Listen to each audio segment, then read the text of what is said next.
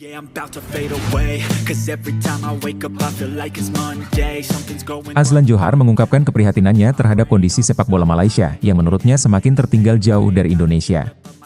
Ia secara terbuka mengakui bahwa perkembangan pesat sepak bola Indonesia harus menjadi pelajaran bagi Malaysia. Pria berusia 61 tahun itu menganalogikan keterlambatan sepak bola Malaysia dengan situasi yang terus memburuk setiap hari. Ia menekankan bahwa Malaysia perlu melakukan revolusi besar-besaran dalam manajemen sepak bola. Azlan menyebut kebangkitan sepak bola Indonesia sebagai bukti nyata keberhasilan perubahan manajemen yang dilakukan setelah mereka diskors oleh FIFA. Ia menganggap momentum tersebut menjadi titik balik bagi Indonesia untuk memperbaiki ekosistem sepak bolanya secara keseluruhan. Ia juga menyoroti bagaimana Indonesia memilih figur-figur yang benar-benar berkomitmen pada sepak bola untuk memimpin manajemen olahraga ini. Menurutnya ini menjadi dasar dari perbaikan besar yang terlihat di Liga dan Tim Nasional Indonesia. Azlan memuji kemajuan yang dicapai Indonesia dalam beberapa tahun terakhir, mulai dari kualitas liga hingga prestasi tim nasional. Ia menilai langkah-langkah yang diambil Indonesia dapat menjadi inspirasi bagi Malaysia untuk melakukan hal serupa. Ia berharap Malaysia bisa segera melakukan langkah konkret untuk mengejar ketertinggalan tersebut. Sebagai penutup, Azlan menyerukan kepada pengurus sepak bola Malaysia yang dinilai tidak relevan lagi untuk mundur dan memberikan ruang bagi individu yang lebih kompeten. Ia percaya bahwa perubahan besar hanya akan terjadi jika orang-orang yang memimpin benar-benar memiliki niat dan kapasitas untuk membawa kemajuan.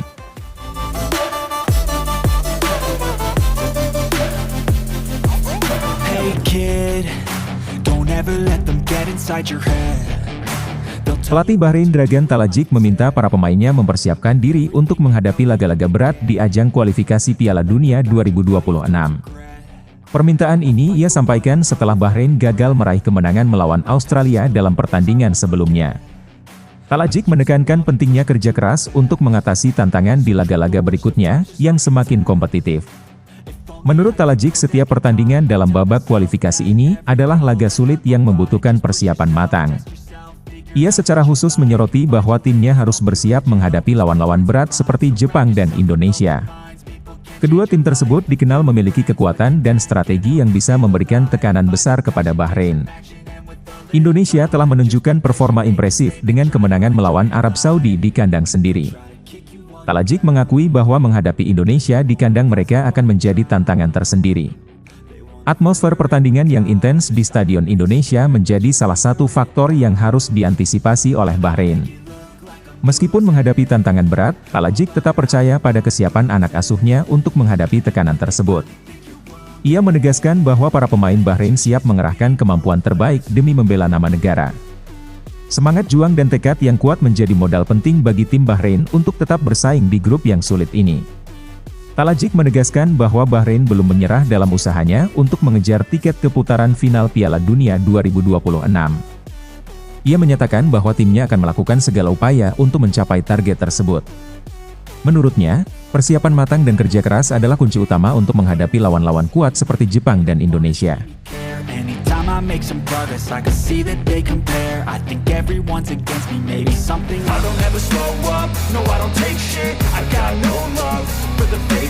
Oleh Romeni kini menjadi sorotan di kalangan pecinta sepak bola Indonesia. Namanya kerap disebut sebagai calon pemain yang akan bergabung dengan Timnas Indonesia. Wacana ini muncul setelah Ketua Umum PSSI, Erick Thohir, menyampaikan kabar tersebut melalui unggahan di Instagram resminya. Namun Erick belum memberikan kepastian kapan proses naturalisasi Oleh Romeni akan dimulai. Erick Thohir terlihat duduk bersama Oleh Romeni dan memberikan pernyataan yang mengindikasikan bahwa Romeni siap membela Timnas Indonesia. Ia juga menyampaikan keyakinannya bahwa skuad Garuda mampu tampil di Piala Dunia. Menariknya, Oleh Romeni ternyata memiliki darah Indonesia dari pihak ibunya. Dalam wawancaranya dengan media Voet Bal Primeur, Romeni mengungkapkan bahwa neneknya lahir di Medan, Sumatera Utara. Bahkan ibunya juga lahir di Indonesia sebelum pindah ke Belanda. Fakta ini menambah alasan kuat mengapa Oleh merasa memiliki ikatan emosional dengan Indonesia. Tidak hanya warisan darah Indonesia, keluarga Oleh Romeni juga memiliki tradisi sepak bola yang kuat. Ia mengungkapkan bahwa kedua orang tuanya gemar bermain sepak bola. Oleh sering mendengar cerita tentang Indonesia dari keluarganya, yang membuatnya semakin tertarik untuk mengenal lebih jauh tentang tanah air.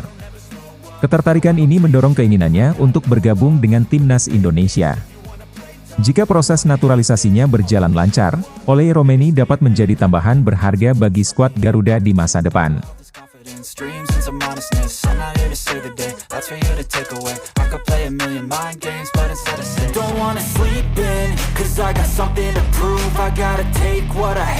Bek timnas Indonesia Mads Hilger dikabarkan akan meninggalkan FC Twente dalam waktu dekat. Informasi ini disampaikan oleh agennya Yalcin Sarika dalam wawancara dengan Football International yang dikutip oleh Twente Insider.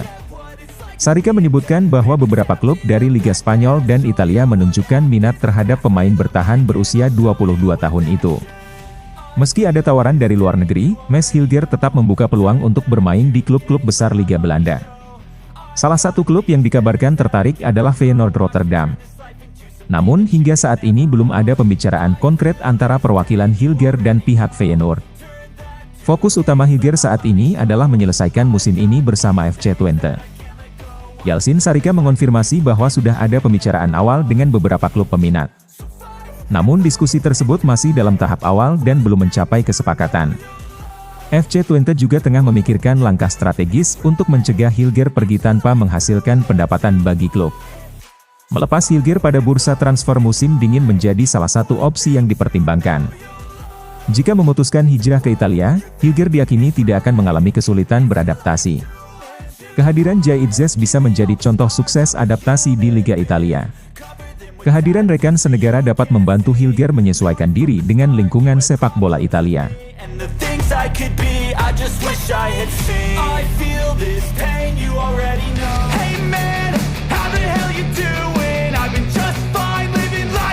Siamaro Deno mengungkapkan keinginannya untuk membela timnas Indonesia. Saat ini Siamaro bermain untuk Vitesse dan diketahui memiliki darah keturunan Indonesia dari ayahnya yang berasal dari Maluku.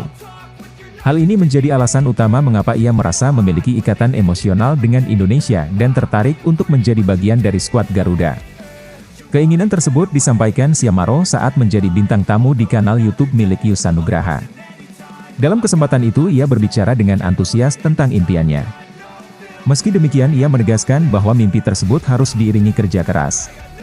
Siamaro juga mengapresiasi perkembangan pesat timnas Indonesia dalam beberapa tahun terakhir.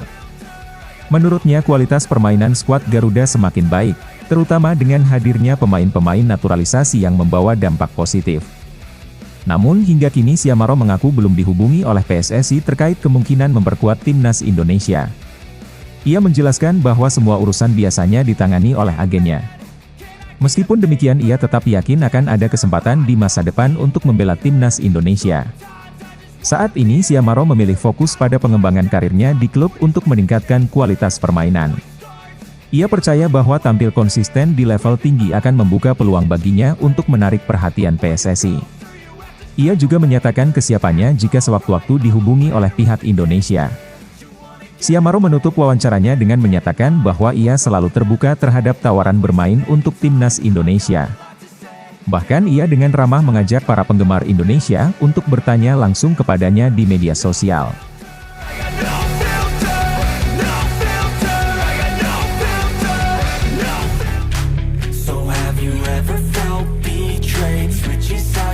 Pundit asal Malaysia Kes Sundaresan menyarankan Marcelino Ferdinand untuk keluar dari Oxford United demi mendapatkan kesempatan bermain lebih banyak. Marcelino Ferdinand resmi bergabung dengan Oxford United pada 19 Agustus 2024. Sayangnya hingga kini ia belum mendapatkan debut di Championship, kompetisi kasta kedua Liga Inggris bersama klub tersebut. Ex-pemain Persebaya ini hanya masuk dalam skuad Oxford United saat menghadapi Hull City dan Watford. Namun dalam dua pertandingan tersebut, ia tidak diturunkan dan hanya menghangatkan bangku cadangan. Sebelum bergabung dengan Oxford United, Marcelino sempat membela KMSK Dens. Di klub tersebut ia hanya tampil dalam 7 pertandingan dengan total waktu bermain selama 134 menit. Meski jarang dimainkan, Marcelino berhasil mencetak 1 gol untuk timnya. Minimnya menit bermain di KMSK Dens membuat publik berharap karir Marcelino di Inggris bisa lebih baik. Karir Marcelino di Eropa cukup berbeda dibandingkan ketika ia bermain di Liga 1 Indonesia bersama Persebaya. Di Persebaya pemain berusia 20 tahun itu mendapatkan menit bermain yang jauh lebih banyak. Marcelino tampil dalam 34 pertandingan dengan total waktu bermain mencapai 2.325 menit. Ia juga mencetak 7 gol dan memberikan 9 assist, kontribusi yang signifikan untuk timnya. Penampilan apik Marcelino bersama Persebaya membuat banyak pihak optimis dengan karirnya di luar negeri. Namun minimnya waktu bermain di klub-klub Eropa menimbulkan kekhawatiran mengenai perkembangan bakatnya. Bagi pemain muda seperti Marcelino, mendapatkan pengalaman bermain secara reguler sangat penting untuk meningkatkan kemampuan dan menjaga kepercayaan diri. Jika situasi di Oxford United tidak berubah, langkah keluar dari klub tersebut mungkin bisa menjadi pilihan terbaik.